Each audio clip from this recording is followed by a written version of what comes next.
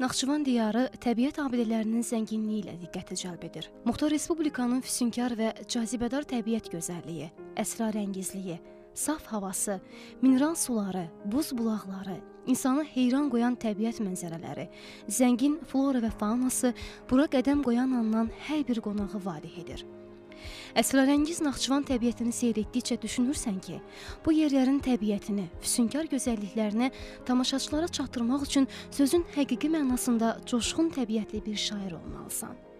Bəlkə də elə bu təbiət lövhələridir. Məmməd Araz, İslam Səfərli kimi söz sənət ustalarını yetişdirib onların yaradıcılıqlarının bir parçasına çevrilən. Əlverişli coğrafi mövqeyi, müxtəlif iqlim qurşaqları, zəngin mədəni tarixi irsi, özünə məxsus mətbəxi və yüksək qonaqpərvərlik ənənələri hər il bura çoxsaylı turistlərin də gəlməsinə səbəb olur. Muxtar Respublikada təbiət turizmi də əhatəlidir. Bu qədim yurtda istirahət üçün əlverişli təbii şərait mövcuddur. Təbiət qoynunda bir sıra turizm obyektlərinin istifadəyə verilməsi bu sahəyə turist marağını artırıb.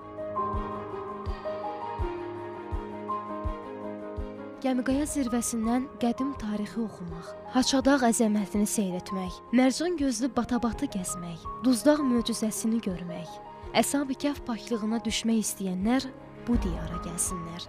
Gəlsinlər ki, ilin hər saniyəsi, hər anında coşmaqdan, qaynamaqdan usanmayan Darı dağ şəfasına çatsınlar. Təkcə Darı dağı deyil, minlərlə mineral suların mənbəyini görsünlər. Süfrələrin bəzəyi badamlıdan, sirabdan içsinlər. Təbiət adlı rəssam Naxçıvan dağlarını xüsusi bir şövqlə rəngləndirib. Günəşi hamıdan qabaq qarşılayıb və yola salan bu dağlar dəniz səviyyəsindən minlərlə metr hündürlükdədir. Əsrlərə səssiz, səmirsiz, möhtəşəm duruşu ilə şahidlik edən, zirvələri dumanlı, qarlı olan bu təbiət abidələri zamanın sərt sınaqlarına sinə gələrək sözün əsl mənasında Naxçıvanlıların qürur, əyilməzlik simvoluna çevrilib.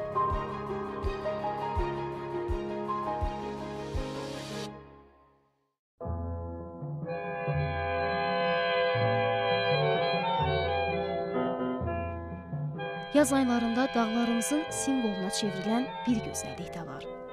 Bu, dağ ətəklərinin al nalələrdən geydiyi qırmızı dondur. Beləcə, bu aylarda seyrinə doyulmayacaq bir mənzərə yaşanır. İnsan özünü işdən gücdən ayırıb, turist, səyyah olmaq istəyir. Bənövşə ətrinə, badam çiçəyinə, yovşan koluna bələnmək keçir könüldən.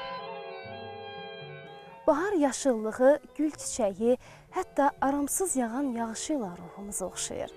Bu gözəlliklər içərisində səs-küydən, problemlərdən bir qədər uzaqlaşıb, təbiətin qoynuna sakit bir guşəyə çəkilmək istəyirsən. Laləli süsənli otlaqlar insanı öz ağuşuna səsləyir. Bu zaman təbiətin möcüzəsinə heyran qalmaya bilmirsən. Yamaçlarda, yamyaşıl otların içində qıpqırmızı lalələr necə də gözəl görünür.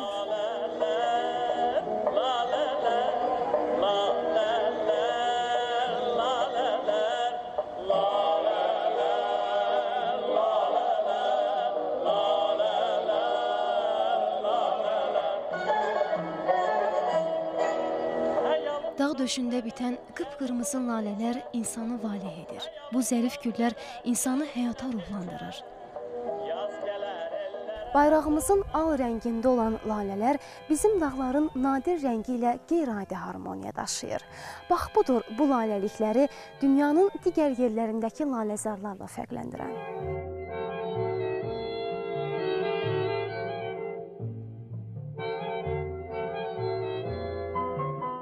Aytən İsmailova, Səxavət Məmmədov, Xəbərlər.